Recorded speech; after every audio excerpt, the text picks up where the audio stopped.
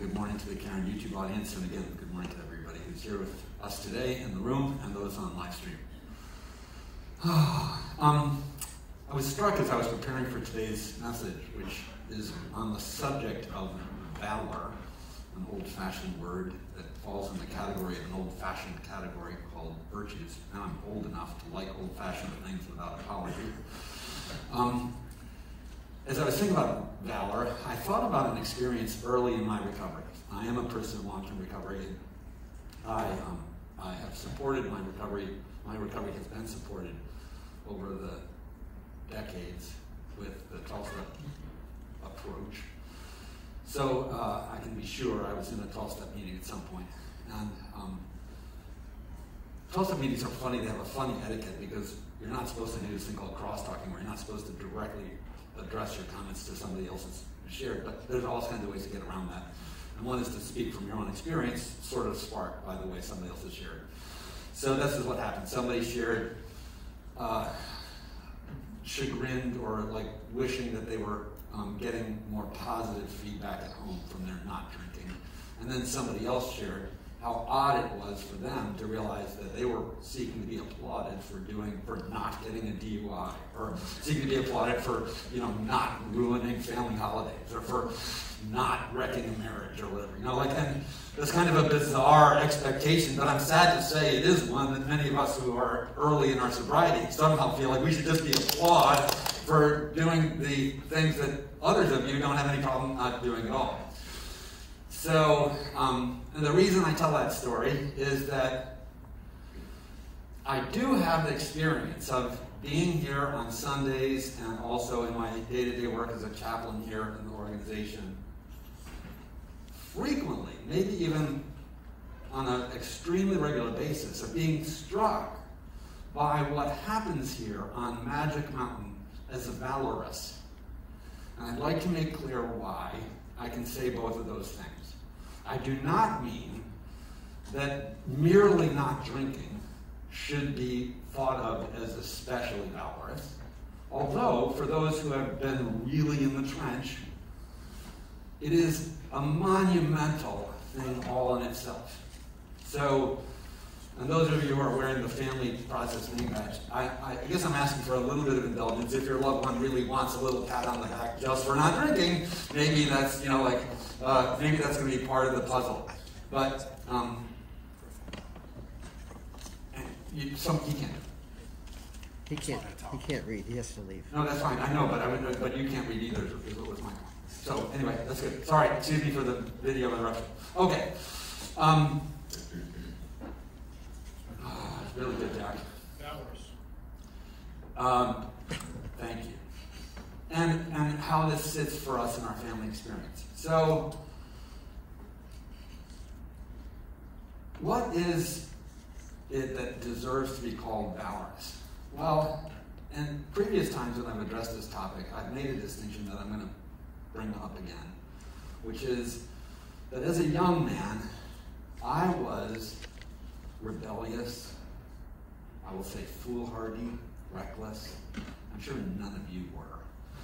But, that was like the teenage bratness that I happen to exhibit. And again, I'll give you all a pass, but if you identify, don't raise your hands or point at anybody.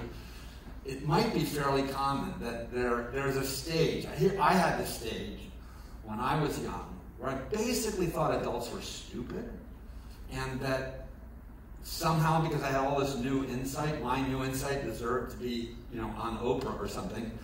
And that, especially if it was coming out of my dad's mouth, no, we don't listen to that. And then if it was coming out of my mom's mouth, I knew it was loving, but I was like, no, that's probably not to be, taken too seriously. And as a result, I got myself in a ton of trouble in a variety of ways. I made very, very injudicious choices, very poor choices, and I'm not a big fan of calling addiction a poor choice. I don't think it's in the long run a choice. I think that people, once they become addicted, have no choice anymore. But there were precursor choices that I made that were really, really poor, and eventually, here I am now at a much different stage of my life, realizing that I was sadly misguided. And by no means did I think the reckless and foolhardy behavior that I exhibited as a 16, 14, or 20-year-old should be called valorous. I probably thought it was brave. At some level, I'm sure other people, like especially my peers, thought like, wow, I can't believe he has the guts to do that. But that's not valor. That's poor. That's a very shallow and poor understanding of what virtue is in any case. So this thing, virtue, which came to my attention early in my sobriety as I went out of atheism and into my journey of searching for faith. You know, virtues are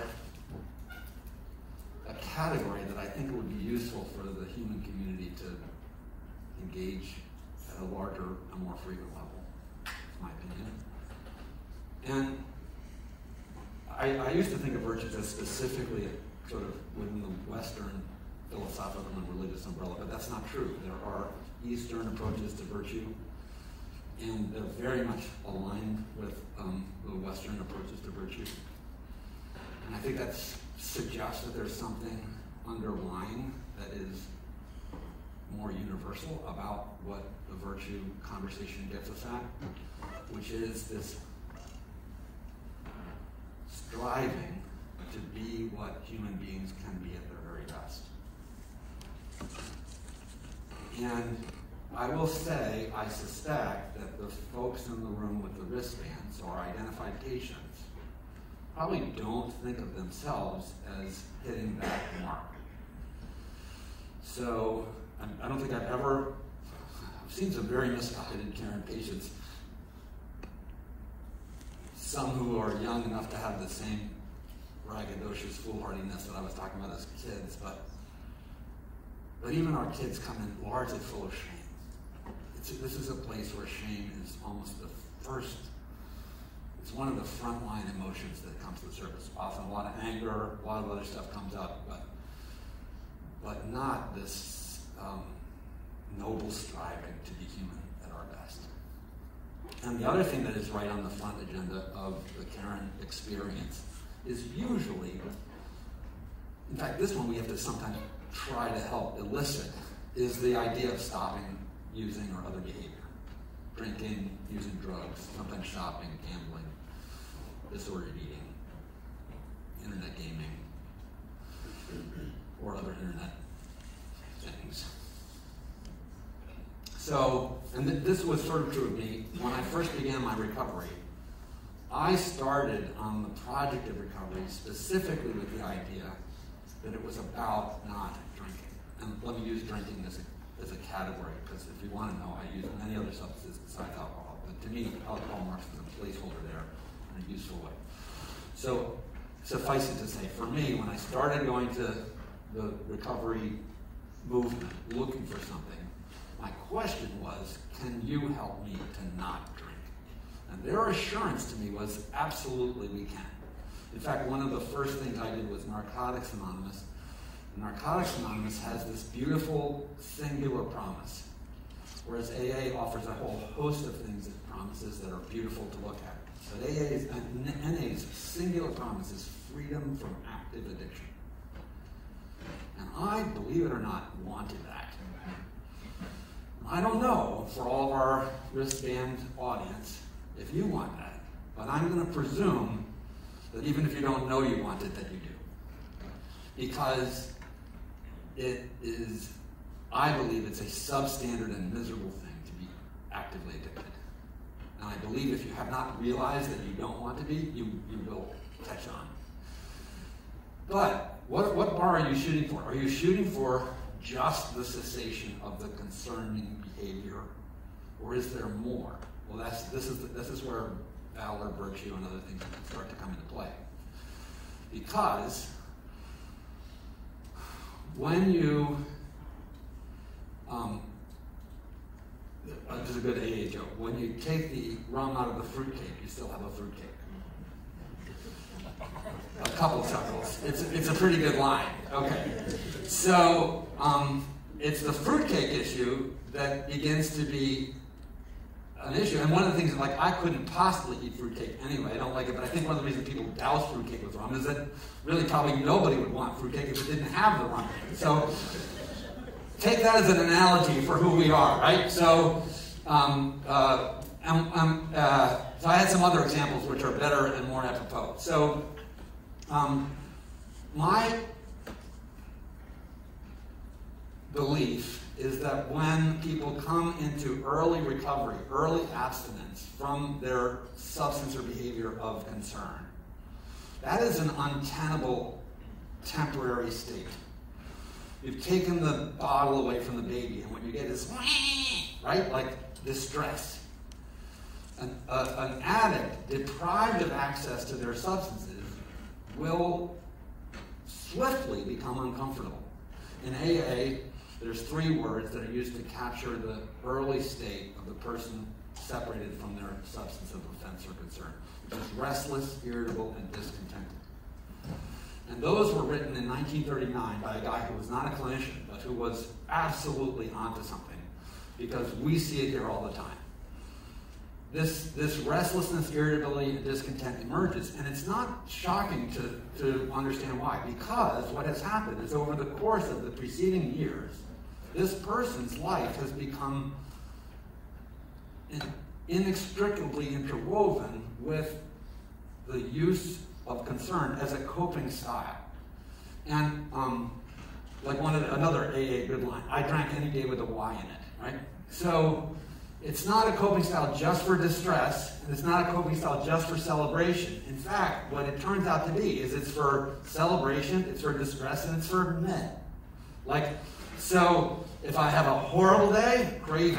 If I have a meh day, like, what can we do? Let's go find some stuff to use. And if I have an awesome outcome, like a windfall or an accomplishment, few and far between, once we're really deep in the pit, hey, it's time to celebrate. All of those are negotiated with this activity, which is the use, the finding and getting and ways and means to get more. Like it's the whole, and it's not just actual pouring of the cocktail down the throat. It's the whole ritual and world of it that is part of what becomes this weird thing.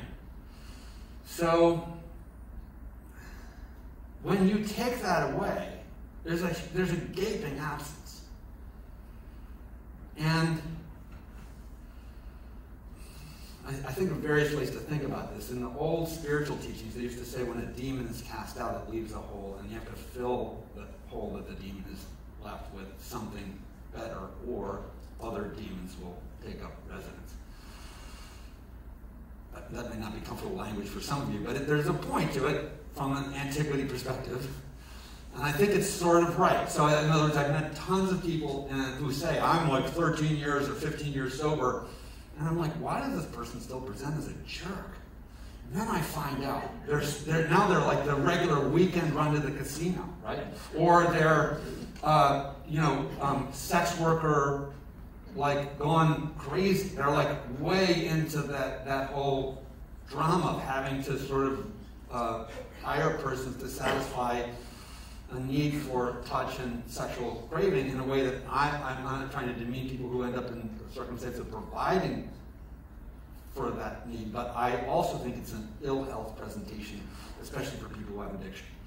So I'm like, no, then they're not, in my mind, in some sense, they have not really experienced what I think of as true recovery. They have just experienced substitution. All of a sudden, so all of a sudden, like, this gaping hole has just gone and like glommed onto something else.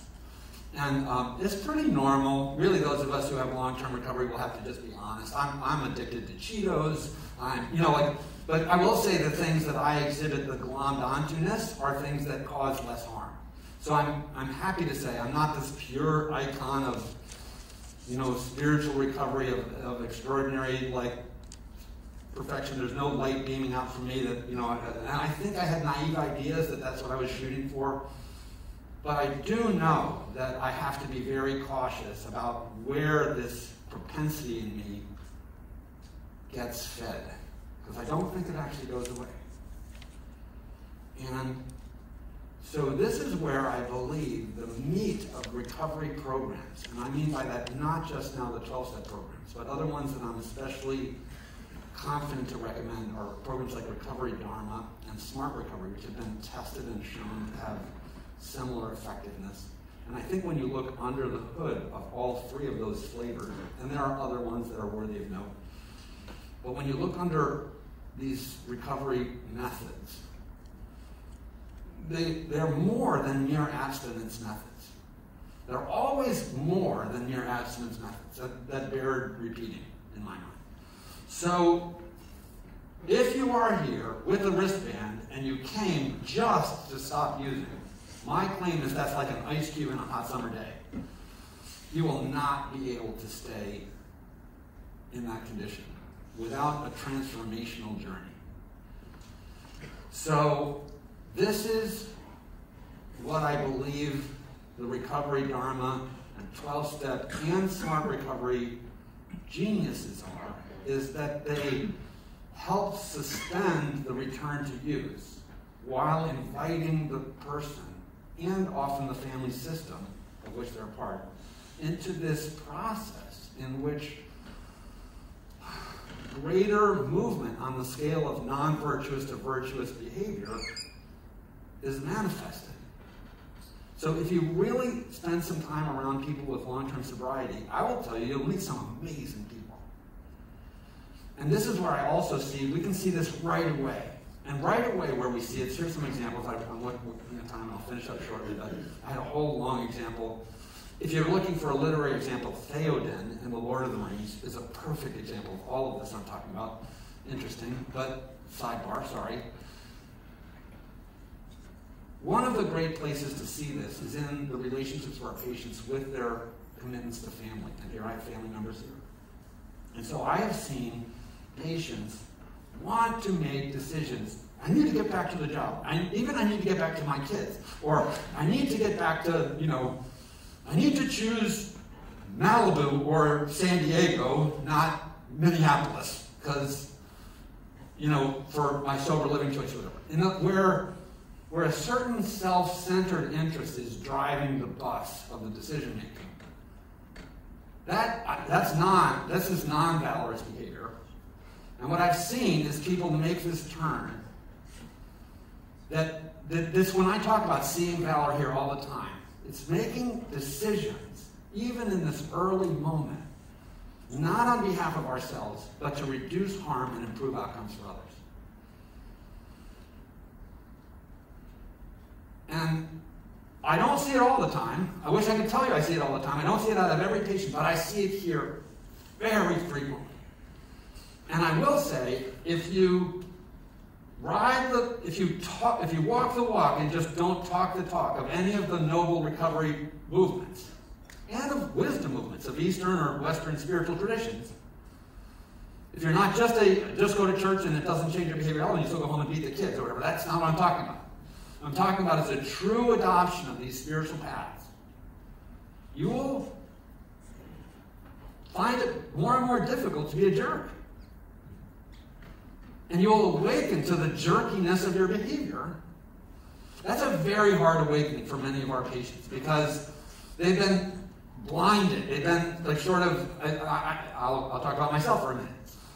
I remember when I would say in the midst of my alcoholism, it's my weekend. It's my money, it's my time, it's my business. I'm not hurting anybody else. I believed it, but I said it to my wife. I might as well have been sticking a knife in her back.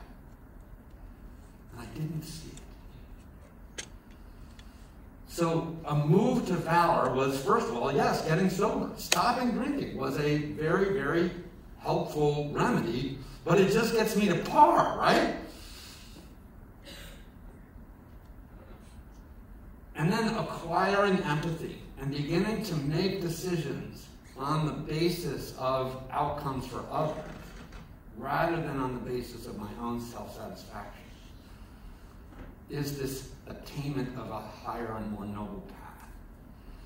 And while that sounds like, oh, poor Jack and how noble he is, I do, and it's like one final caveat, is that will induce greater happiness. than the self-serving option. This is sort of time-tested and proven and known to be true. That sadly, we live in a society that promotes self-interest. I think we'd have a better society if we would promote other interests. Because it's been shown that one of the things that will most assure your contentment is by being of service to others and using your resources to help other people along. You may find it skeptical, but my guess is if you're like, no, that's not, then maybe you haven't tried it, because it is absolutely true. That the exertion of your efforts on behalf of others will induce greater personal satisfaction and joy is an absolute promise. I totally assure you that's true. Will it bring you more money? No, I'm not saying that. Will it work every time? No, I'm not saying that. But I will tell you that the converse will cause you more misery. Because conducting your life where you and your satisfaction is the primary agenda will alienate you from others. That's the big concern. You'll become more and more isolated. And it will put you at much greater risk of return to use, even if you can maintain the dry drunkenness of mere abstinence. So, I have behind me a shofar. This is a ram's horn. In the Jewish tradition, it's sounded at a certain time of the year. I'm not going to do it through a mask, but it will sound like a... Pretty good, right? Fake. I'm encouraging in this message this morning for us to set our sights higher than the mere abstinence bar.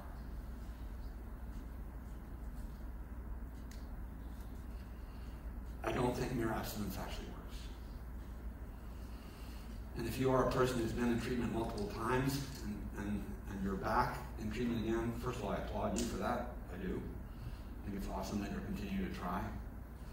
But if you want to know how to move the bar better, do the middle part of the steps and let it change you into a person who is along this journey that we're